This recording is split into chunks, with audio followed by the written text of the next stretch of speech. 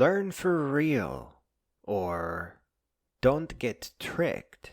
Ineffective education is a shortcut for liars.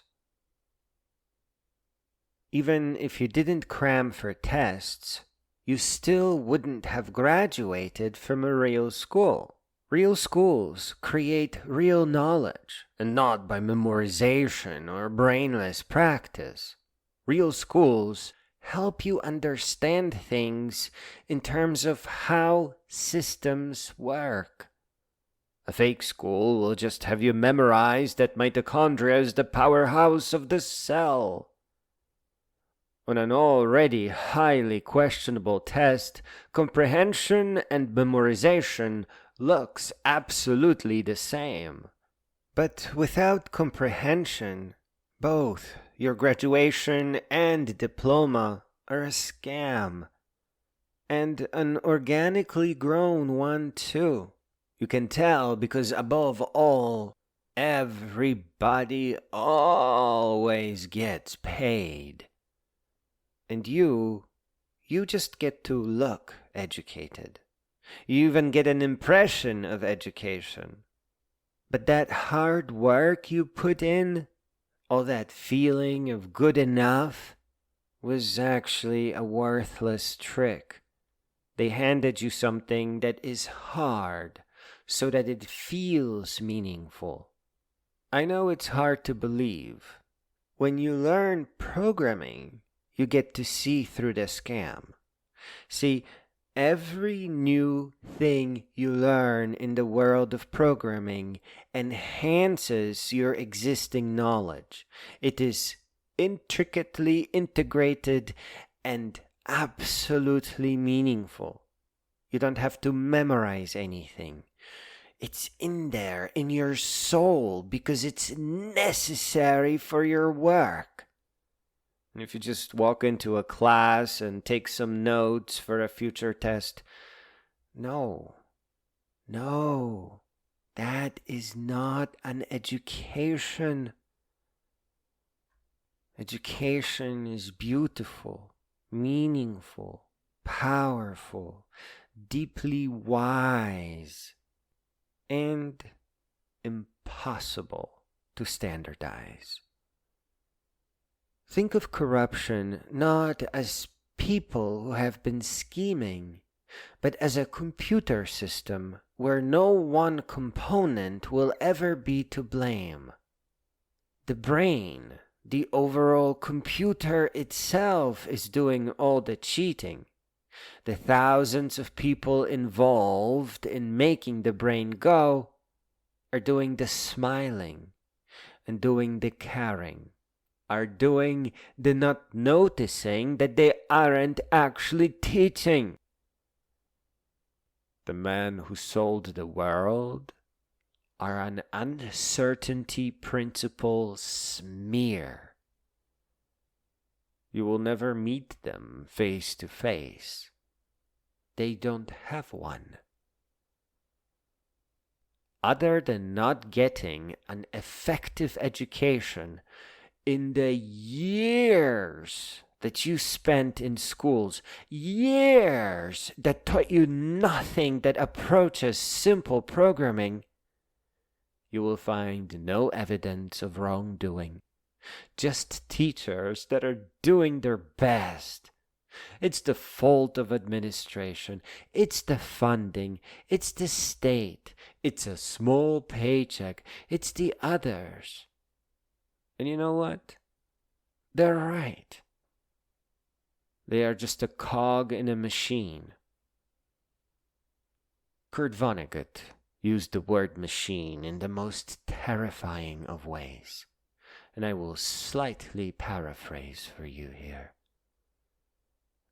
They all had big minds because they were big animals, but they didn't use them. For this reason, unusual ideas could make enemies. If they were going to achieve any sort of comfort and safety, they needed all the friends they could get. So, in the interest of survival, They trained themselves to be agreeing machines instead of thinking machines. All their minds had to do was to discover what other people were thinking, and they thought that too.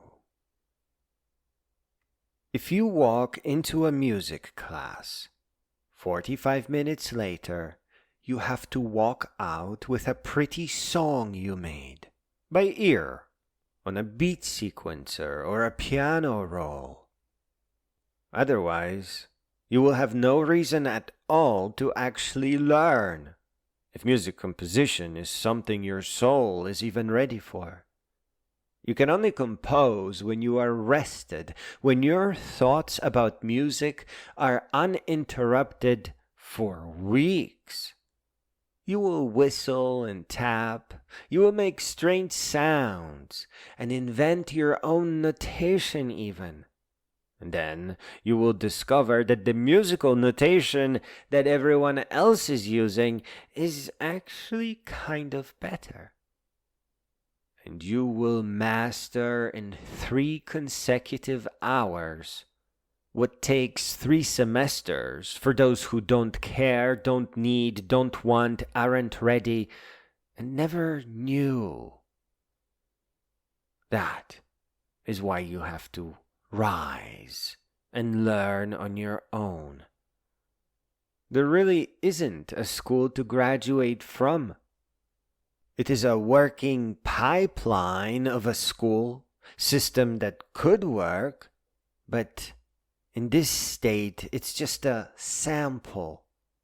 The schools are pretending to work and forcing students to pretend to learn, which comes with the consequence of preventing them from learning what they actually care about, and instead memorizing what they will soon forget. I'll never stop being sad about the mechanic that emerges from this. Miss Goldson explains it quite well, but it takes a long time to understand. The short version is that your natural predisposition for learning specific things that relate to your innermost curiosities is disabled by fake it until you make it make-believe education. If you are pushed to lose the ability to learn, your creativity will be destroyed. You will be forced to give up control in favor of listen and repeat. I can feel you are asking why. Why is this happening? Because of poverty, and poverty of mind.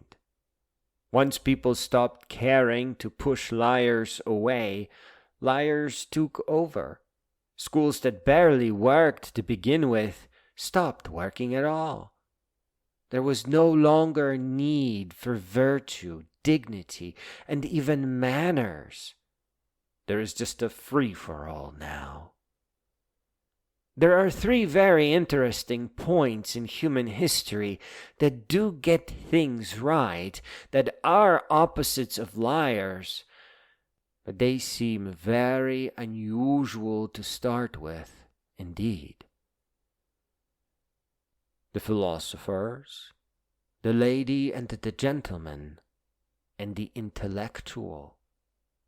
And that is where you have to begin your self-education, because self-education is all you got.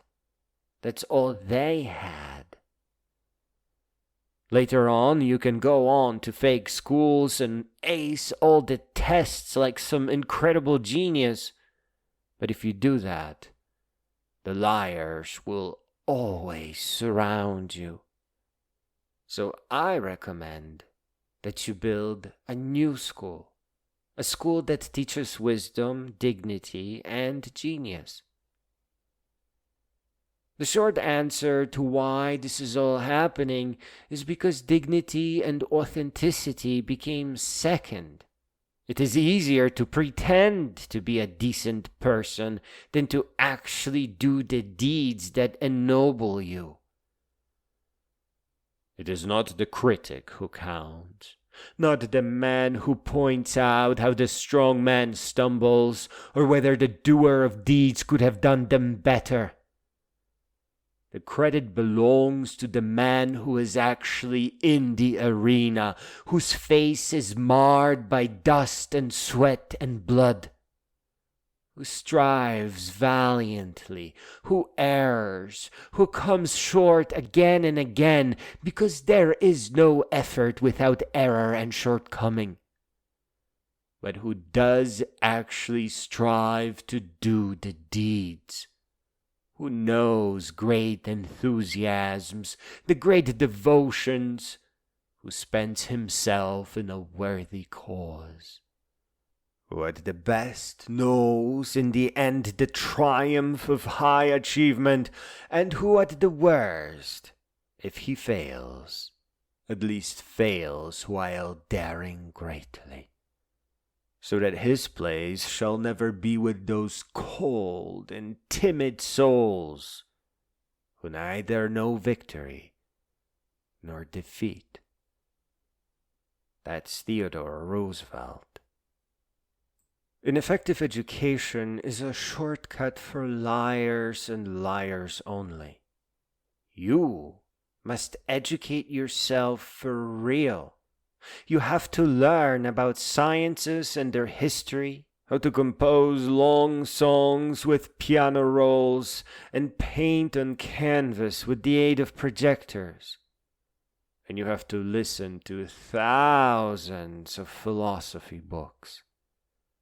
Most importantly, at first anyway, you have to learn programming, so that you can break yourself out of poverty. You have to grow. You have to grow all the way up until you become a great being with a worthy legacy. You are not an agreeing machine.